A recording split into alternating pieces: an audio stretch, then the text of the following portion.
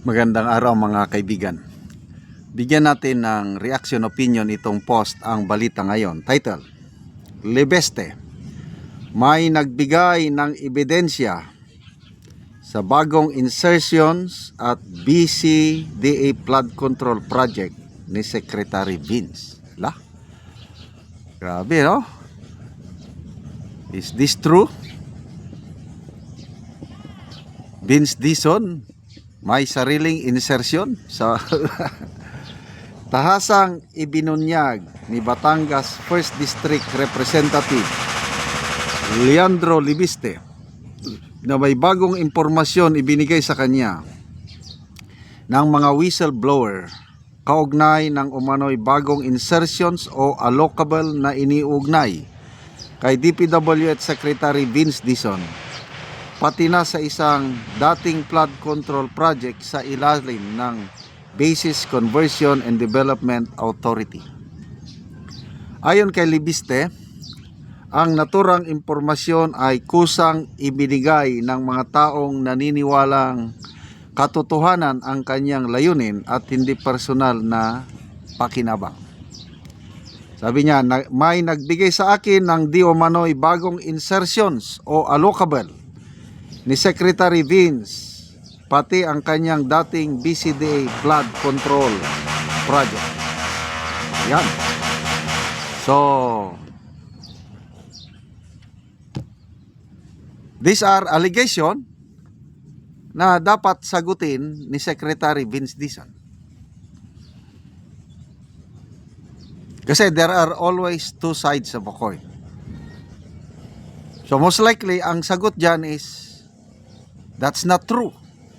Nakikita ko na katulad ni Auntie Claire Castro. Cabral Files? Hearsay lang yan. Hearsay dahil hindi na authenticate. Baliwala yan. Ganon ang mga birada nila. Lalo na yung mga lumalabas na pangalan ng mga cabinet members. Taga Malacanang, First Lady Lisa Reneta Marcos, nailagay ang pangalan. Tapos ES, sino bang ES? Di ba nag-iisang ES? Meron din siya, malaki-laki si ES. Si First Lady, 100 million. Si ES is 8.3 billion ata. Tapos may SAP, SAP. So sino yung SAP ngayon? Maraming haka-haka. Pwedeng Special Assistant to the President, pwedeng Secretary Amina Pangandaman, pwedeng SAP Sandro, anak ng Pangulo. Nabasa ko lang na post yun. Ito, ang maganda yung kay Senator Lacson dahil may kopya rin siya. Sabi niya, pinakamababa, 5 cabinet secretaries. Pasok. So I don't know, kasama na ba doon kung totoo itong kay Secretary Vince Dizon. So, again, sagot. Kailangang sagutin ito ni Secretary Vince Dizon, but sa ngayon is bigla siyang tumahimik. Kaya sa programa ni Ted Filon at DJ Chacha, pinupuna nila bakit biglang tumahimik si Secretary Dizon. Kung minsan mahirap, sabi ni na Ted Filon, DJ Chacha, yung labag sa kalooban mo na magsinungaling. Ako personally, bilib ako dito kay Secretary Dizon nung pag-upo pa lang niya. Parang ang sipag-sipag niya. Kaya nga, sabi ni Congressman Libeste, nakakuha siya ng kopya ng Cabral Files dahil sa pumayag si Secretary Dizon for the sake of transparency. Ngayon, dinideny na.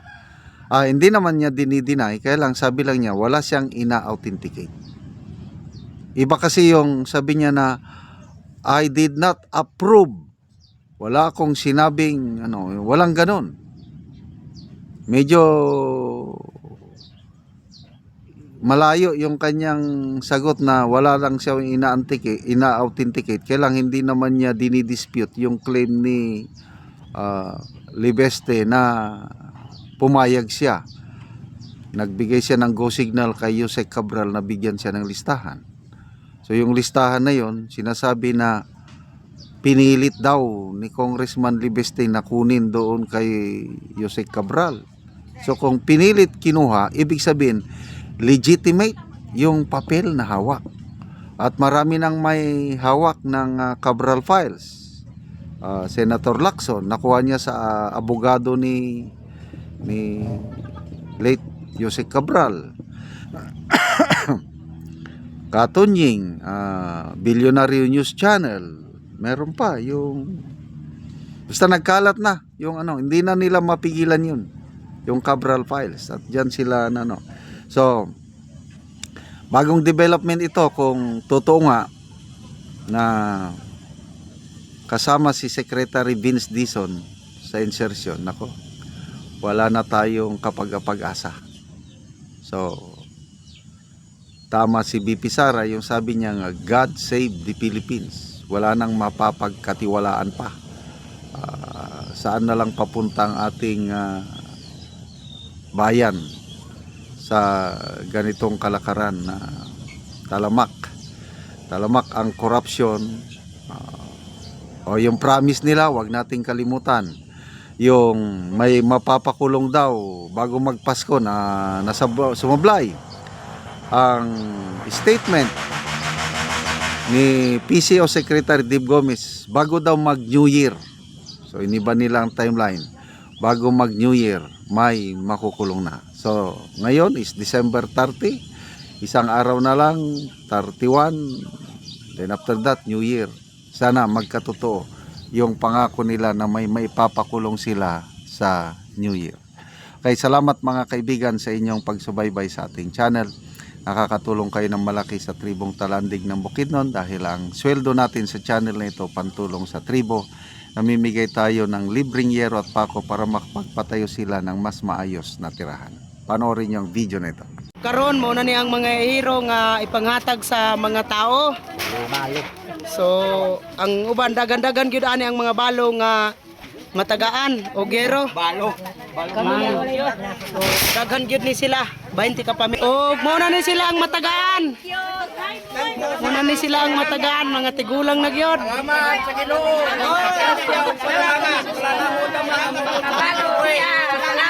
Pasalamat sila. Matagaan sila gero.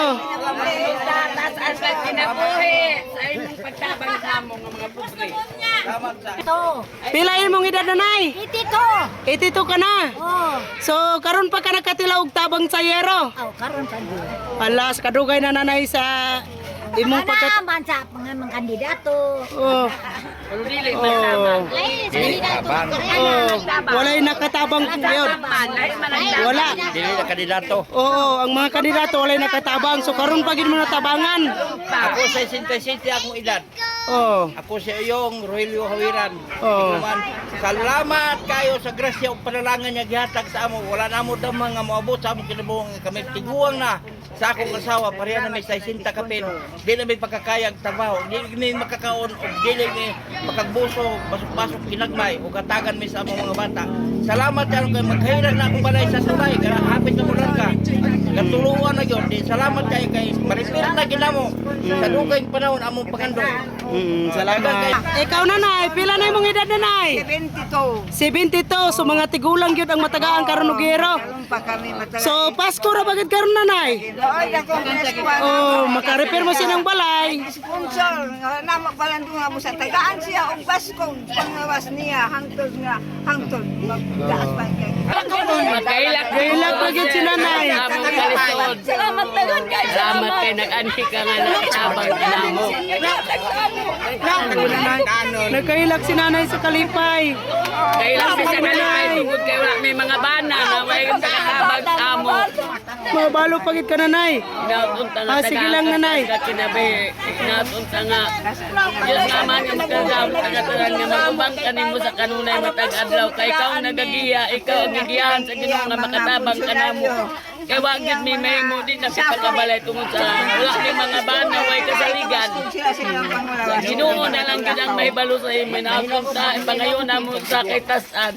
Nagagaan ka pagtaas nga kinabuhi antud sa hangton kay aron daghan pang matabangan nimo sama ka na. Salamat kayo, ante.